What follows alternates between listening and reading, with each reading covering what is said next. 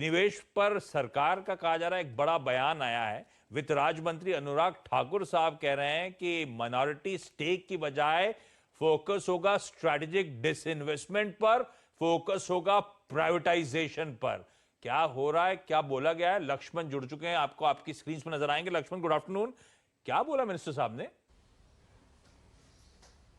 देखिए, मंत्री जी ने साफ इशारा कर दिया है कि अब जो विनिवेश की गाड़ी आगे बढ़ेगी वो छोटे मोटे स्टेक सेल को लेकर नहीं होगी, बल्कि बड़े स्ट्रेटेजिक सेल किया जाएगा।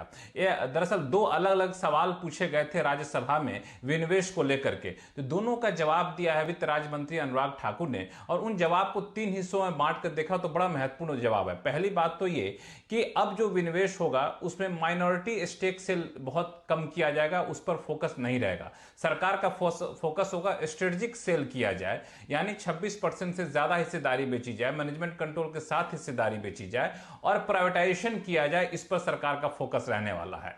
उस बयान का दूसरा हिस्सा यह है कि जो अभी कारोबारी साल खत्म होने वाला 31 मार्च में, उसमें कुछ हद तक कोरोना की वजह से सरकार का विनिवेश का प्लान काफी हद तक उल्टा असर पड़ा था, लेकिन अब इसमें रफ्तार देखने को मिल रही है, यानी आने वाले दिनों में विनिवेश काफी तेज होगा। तीसरा, सेक्टर स्पेसिफिक एक बड़ा बयान दिया उन्होंने अपने जवाब में, वो ये कि स्टील सेक्टर जो है, स्टील मैन्युफैक्चरिंग जो है, वो नॉन स्ट्रेटेजिक सेक्टर में है। आपको बता दूं कि सरकार ने strategic sector, non strategic sector की परिभाषा तय की थी। स्ट्रेटेजिक सेक्टर के तो नाम दिए थे, नॉन स्ट्रेटेजिक सेक्टर के नाम नहीं दिए थे उस लिस्ट में। तो अब वित्त राज्य मंत्री ने कहा है कि steel manufacturing non strategic sector में है और नॉन स्ट्रेटेजिक सेक्टर की कंपनियों की पूरी कोशिश होगी कि उसका निजीकरण कर दिया जाए आगे चल करके, और नहीं निजीकरण हो पाता है तब फिर हम जाकर के उसको बंद करेंगे या मर्ज करेंगे। तो स्टील सेक्टर की सरकारी कंपनियों का निजीकरण होगा, इसका एक तरह से बयान कह सकते हैं।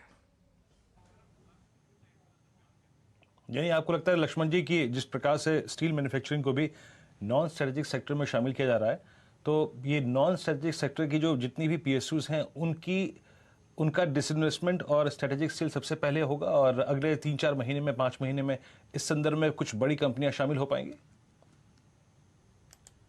बिल्कुल, मुझे लगता है कि इस बयान का सीधा सा मतलब यह है कि अब तक हम जो देख रहे थे कंपनियों के बिक्री का पैमाना, उसमें यह था कि लॉस मेकिंग पीएसयूज हो, बेहतर वैल्यूएशन उनको बेचा जाए, लेकिन अब साफ है कि नॉन स्ट्रेटेजिक सेक्टर की कंपनियां बेची जाएंगी। क्योंकि स्टील सेक्टर एक नॉन स्ट्रेटेजिक सेक्टर में शामिल है, तो इन सेक्टर की जो भी सरकारी कंपनी है, जैसे स्टील अथॉरिटी ऑफ इंडिया है, RINL है, इस तरह की जो कंपनियां हैं उनको बेचने की तरफ सरकार आगे बढ़ेगी। इस बयान का एक मतलब यह है। आप बता दूं, RINL को लेकर के कैबिनेट ने मंजूरी भी दे दी है। स्टील अथॉरिटी ऑफ इंडिया में सरकार ने पहले माइनॉरिटी स्टेक सेल किया था, कुछ हिस्सेदारी OFS डेयरी बेचने का फैसला लिया था। अब लगता है कि आगे चलकर इसका स्ट्रेटेजिक सेल भी सरकार करेगी। इस बयान का मतलब है तय समय सीमा अभी नहीं दिया गया है। उसमें कहा गया है कि इन्वेस्टर सेंटिमेंट, सेक्टर का ट्रेंड और एडमिनिस्ट्रेटिव प्रोसेस जो है, इसके आधार पर तय होगा कि कब कौन सी कंपनी बेची जाएगी।